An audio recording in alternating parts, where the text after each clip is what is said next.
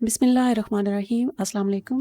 आज हम spicy ginger Apple चटनी बनाने जा रहे हैं जिसे हम 6 महीने के लिए महफूज कर सकते हैं। वीडियो अच्छी लगे तो लाइक करें, शेयर करें, हमारे चैनल को सब्सक्राइब करें और बेल आइकॉन को प्रेस कर दें ताकि हमारी आने वाली वीडियोस का नोटिफिकेशन सबसे पहले आपको मिले। चलिए शुरू करते हैं।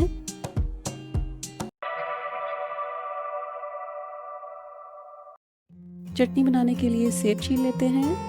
ये ग्रैनी स्मिथ एप्पल्स हैं जो जायके में खट्टे होते हैं। 4 अदद सेब लिए हैं, वज़न में 500 ग्राम या आधा किलो हैं। सेब छीलकर दरमियान से काटें और बीज निकाल लें। अब इनको आधा इंच टुकड़ों में काट लेंगे।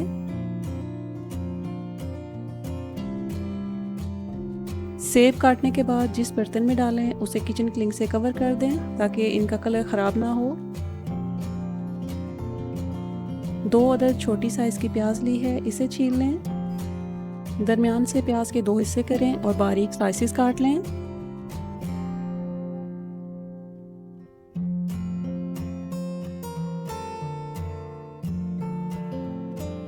लहसुन के 3 जवे लिए हैं, इन्हें भी छीलकर बारीक लंबाई में काट लें। अदरक 3 इंच के टुकड़े लिए हैं, इन्हें छीलकर लंबाई में बारीक काट लें। आप चूल्हे की तरफ चलते हैं और चटनी तैयार कर लेते हैं। 2 बड़ी चम्मच cooking oil medium low heat पर गर्म कर लें। जब ऑयल गर्म हो जाए तो इसमें 10 खुश्क सुर्ख मिर्चें, 2 1-1 इंच के दालचीनी के टुकड़े, 3 बड़ी इलायची, इसे थोड़ा सा क्रश कर लें ताकि इलायची की स्किन इस तरह से ब्रोकन हो जाए, ये डाल दें। 5 अदद साबुत लौंग शामिल कर दें और तकरीबन 1 मिनट के लिए फ्राई कर लें। 1 मिनट फ्राई करने के बाद बाकी के स्पाइसेस भी शामिल करते हैं। 1 बड़ी चम्मच साबुत सौंफ, 1 छोटी चम्मच कलौंजी सीड्स डालकर 30 सेकंड के लिए मिक्स करें। 30 सेकंड बाद कटी हुई बारीक प्याज शामिल कर दें।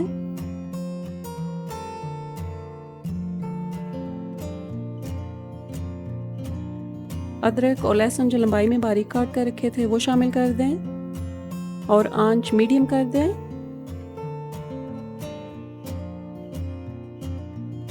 आप तकरीबन 10 मिनट या गोल्डन कलर आने तक पकाएंगे।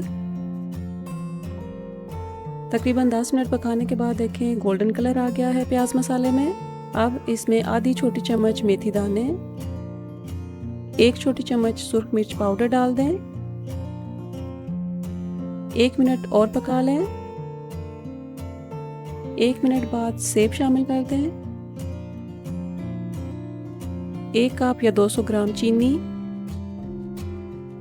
1 बड़ी चम्मच अदरक लहसुन पेस्ट और 1 छोटी चम्मच नमक शामिल कर दें। चीनी मेल्ट होने तक दरमियानी आंच पर ही पकाएंगे।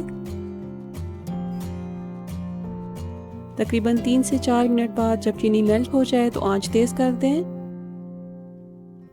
चीनी मेल्ट होने के बाद हमने इसे अभी और 15 मिनट के लिए पकाना है। तकरीबन 15 मिनट पकाने के बाद चीनी कैरामलाइज्ड हो गई है, सेब नरम हो गए हैं और देखें चटनी थिक हो गई है। अब इसमें 1/4 कप या 6 से 7 बड़ी चम्मच डिस्टिल्ड माल्ट विनेगर डालेंगे।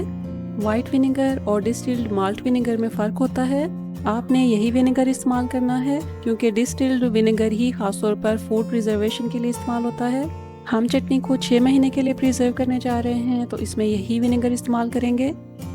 विनेगर डालने के बाद 2 मिनट के लिए या चटनी के गाढ़ा होने तक पकाएंगे। चटनी बिल्कुल तैयार हो गई है, अभी चूल्हा बंद कर देंगे और चटनी को मुकम्मल तौर पर ठंडा होने दें। चटनी देखिए मुकम्मल तौर पर ठंडी हो चुकी है। अभी आप इसे एयर टाइट जार में रखिए और रूम टेम्परेचर में ये 6 महीने के लिए प्रिजर्व करें। इसे फ्रिज में रखने की ज़रूरत नहीं है, रूम टेम्परेचर में ये बिल्कुल फ्रेश रहती है। वक्त के साथ साथ चटनी का कलर थोड़ा डार्क हो सकता है लेकिन इसके जायके में कोई फ़र्क नहीं आएगा। खट्टी मीठी चटखारेदार और टैंगी चटनी बनकर तैयार हुई है। इसे आप बटरी टोस्ट के ऊपर लगाएं और खाएं। आपने यकीनन इससे ज़्यादा मज़ेदार टोस्ट पहले नहीं खाया होगा। इस दुआ के साथ कि अल्लाह ताला आपकी तमाम जायज़ ख्वाहिशात को पूरा करे, आमीन। अपना और अपने घर वालों का ख्याल रखें। मिलते हैं अगली वीडियो में। Thank you for watching. अल्लाह हाफिज़।